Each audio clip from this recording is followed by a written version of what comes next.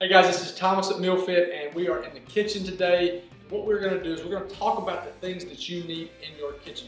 Some of these things we can buy and they don't really have to be expensive things, but there are some things that you want to buy high quality. The first thing we're going to talk about is a knife. You need a good knife in the kitchen. The thing I recommend is a Cutco knife. Now, let me say this, I don't make a dime off any of the things that I'm trying to sell you. I'm not trying to sell you on anything. But the Cutco knife is the best thing I've seen on the market. It's expensive. It's about $100 a piece, but they last forever. I've only got 3 of them, so and I don't even use them all the time. You can send them back, they sharpen them for free. The next thing we're going to talk about is a measuring cup. Measuring cups are paramount in the kitchen because you have to get your ingredients right and the amounts right. So the thing that I will recommend is a measuring cup from Pampered Chef. It's got 2 ways you can measure it. You can measure it in here with liquids, or you can press this down, measure it like that, and then press the ingredients out. Super easy, and the cleanup's awesome. The next thing we're going to talk about is a whisk. I've got a nice one from OXO that someone bought me. It's a nice one, but you really don't need something that's nice. You can just use a tool from a hand mixer, something that your mom or your grandmother may have. That's all you really need, because you're going to need to mix ingredients together in bowls. The next thing we're going to talk about is paramount in the MealFit kitchen.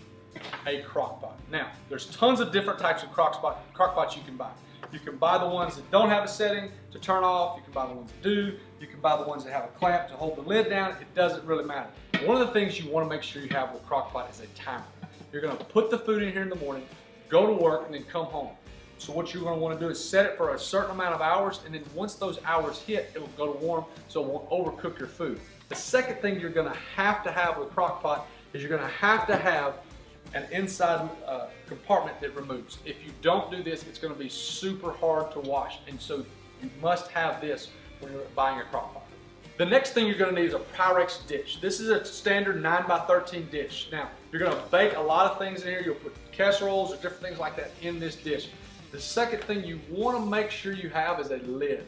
Buy one, go ahead and spend the extra money and buy one with a lid, so when it's done, all you have to do is put the lid on here and put it in the fridge for later. The next thing you're going to need is some good mixing bowls. Now, do you need to go to the nicest, most expensive store to get the highest end mixing bowls? Absolutely not. You can go to Walmart and get some good mixing bowls. All you need is 3 or 4 of them, a large one, all the way down to a small one. These things are great for mixing and putting different ingredients in while you're cooking. This is super simple, but one of the things you need is a spatula. I am always using this thing. I used to use a lot of wooden spoons. I've kind of gotten away from that.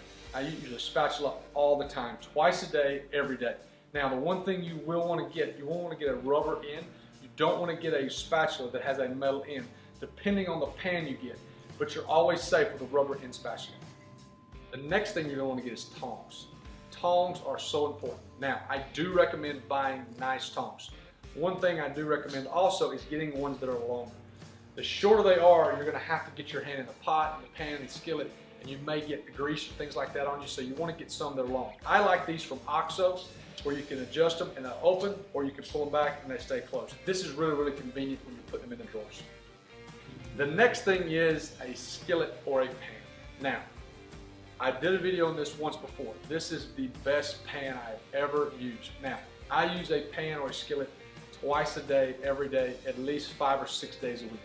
Breakfast is cooked in this thing every morning. Dinner is cooked most of the time in this thing every night. This is a scanned pan. This pan is over $100, but it is worth every dime of it. I will buy another one of these when this one wears out. I've had this one almost a year, and it looks like nothing's even wrong with it. It is made in Denmark, and they sell it at Crate and Barrel. It is a wonderful, wonderful pan. It's not very thick, but yet it evenly distributes all the heat in here. Use it on a gas stove or an electric stove and be fine. Scan pan is the best pan out there in my opinion. Cutting board. You must have a cutting board. Now, unless you've got granite countertops where you can cut on your granite countertops all the time, you need a good cutting board. Now, I'm getting people out there going to say, oh, you need a wooden one, you need a plastic one. You know what? I have wooden and I have plastic, but you do need one because you don't want to mess up your countertops when you're cutting vegetables and meats all over the place. A can opener. Now, do you need to buy a nice can opener? That's up for debate. I have this one from OXO. I've had this one for like 10 years. Do you need an electric can opener? Absolutely not. Just get a can opener. Now, they do have the new ones out there where you can open up the can and then put the top back on, and it doesn't seal it all the way, but you can put the top back on and put it back in the refrigerator for later on. This is really, really convenient for items like coconut milk, where you're not going to use the whole can every time, but you do need a can opener.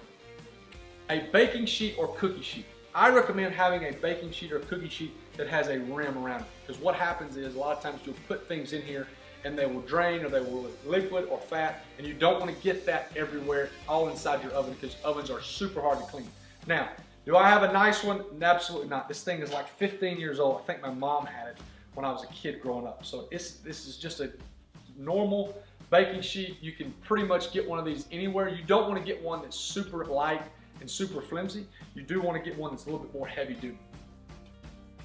The next thing you're going to need is a food processor. I have a 6-year-old and a 3-year-old, and my wife doesn't like onions. So what we do is we always cut our vegetables up in the food processor to make them small. You're not changing any of the nutritional value, so why not?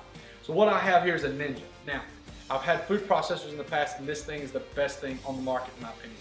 Here's why I like it so much. A, it's very, very large. You can put a lot of stuff in here.